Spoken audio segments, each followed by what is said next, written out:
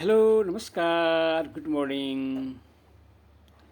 आज 11 जुन 2026 अर्थात् फिफा वर्ल्ड कपको 23औं एडिसन होइन 23औं एडिसन आजदेखि सुरु हुँदैछ।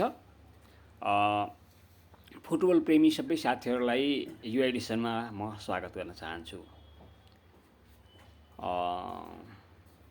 फुटबल भन्ने बित्तिकै एउटा रोमाञ्चक खेल, यस्तो खेल संसारका सबैभन्दा बढी मान्छेहरूलाई बाँधेर राख्न सफल खेलको रूपमा हामी चिन्छौँ।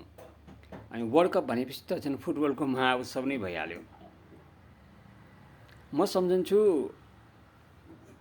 हुन त टेलिभिजनमा चाहिँ फिफा वर्ल्ड कपको लाइभ कास्टहरू पहिलेदेखि सुरु भएको थियो, तर नेपालमा हाम्रो नेपाल टेलिभिजन आइसकेपछि पहिलोपटक 1986को 1986को वर्ल्ड कप चाहिँ नेपाल टेलिभिजन लाइभ कास्ट गरेको थियो।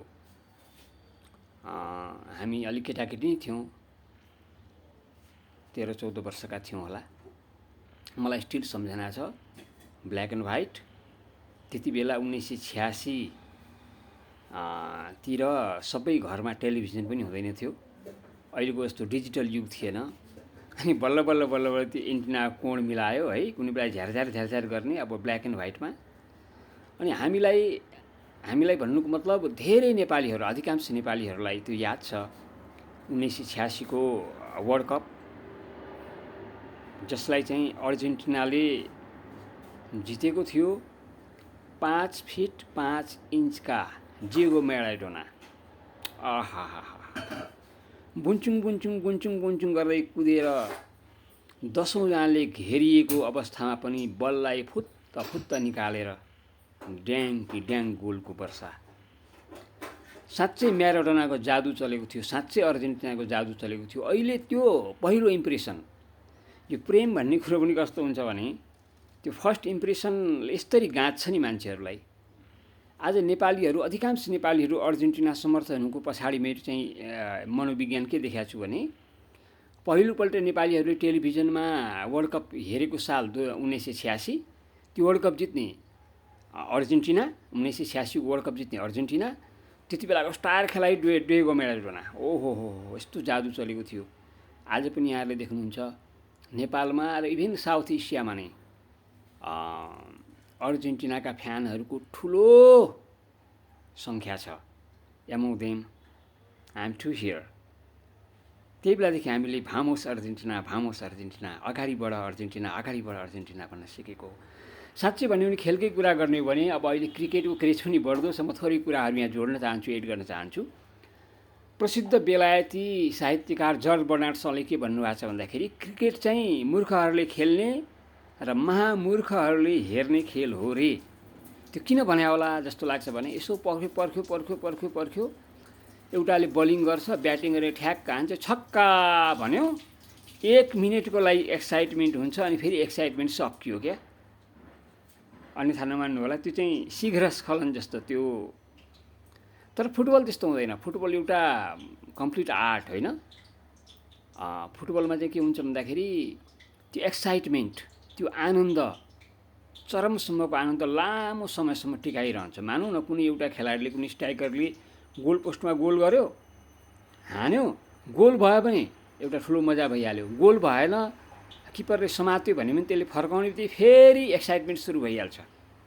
बल दगुरिरहेको छ, एक्साइटमेन्ट दगुरिरहेको छ, अनि त्यो खेलको चरम सुख लामो समयसम्मको लागि टिक्छ। त्यसैले फुटबल भनेको फुटबल नै हो। अब अहिले आजदेखि विश्वकप फुटबल सुरु हुँदैछ। त्यसो त धेरै देशहरू छन्। अब अहिले कसले जित्छ भनेर आकलन गर्न पनि गाह्रो छ। अहिले युरोपियनहरूले आफूलाई चाहिँ टेक्निकली साउन्ड टिमको रूपमा विकास गरेका छन्। उनीहरूले चाहिँ नापतोल जोख गरेर टेक्निकल खेल खेल्छन् युरोपेलीहरूले, बेलायतीहरूले, फ्रान्सेलीहरूले, स्पेनिसहरूले, पोर्चुगिजहरूले होइन, देखिरहनु भएको छ। र साँच्चै भन्ने हो भनेदेखि जमिनसँग जोडिएको फुटबल खेल्ने टिम भनेको चाहिँ साउथ अमेरिकनहरू नै हुन्।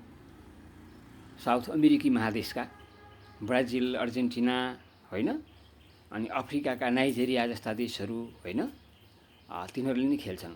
अनि फुटबलमा एउटा रमाइलो कुरा के छ भन्दाखेरि फुटबलमा चाहिँ एउटा किलिङ इन्स्टिक्ट भन्ने कला हुन्छ क्या, किलिङ इन्स्टिक्ट। त्यो किलिङ इन्स्टिक्टको प्रयोग गर्ने टिमहरूमा अर्जेन्टिना, ब्राजिल जस्ता देशहरू चाहिँ एकदम अग्रणी छन्।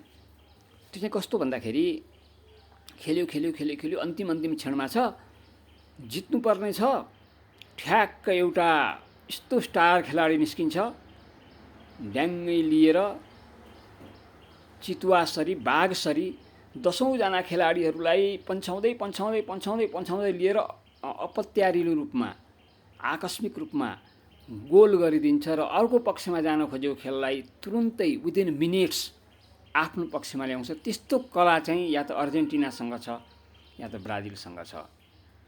अब यसपटकको वर्ल्ड कपमा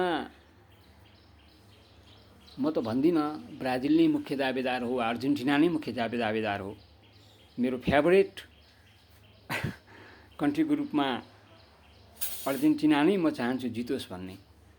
तर अहिले यसो सबैतिर समीकरण हेर्दाखेरि स्पेनको, फ्रान्सको तयारी धेरै राम्रो देखिन्छ। तर यस्तो प्रेम बसेको छ अर्जेन्टिनासँग, यस्तो प्रीत बसेको छ अर्जेन्टिनासँग, हारे पनि अर्जेन्टिना, जिते पनि अर्जेन्टिना। अनि वर्ल्ड कपको समयमा कोकाकोलाले विज्ञापन ल्याएको थियो क्या, eat Coca Cola, drink Coca Cola, sleep Coca Cola. अनि म चाहिँ भन्छु eat Argentina, sleep Argentina, drink Argentina, भामोस अर्जेन्टिना। किनकि we are in love with Argentina, भामोस अर्जेन्टिना। सबै अर्जेन्टिना प्रेमीहरूलाई, सबै फुटबल प्रेमीहरूलाई नयाँ एडिसनको यो फुटबल आजदेखि सुरु हुँदैछ।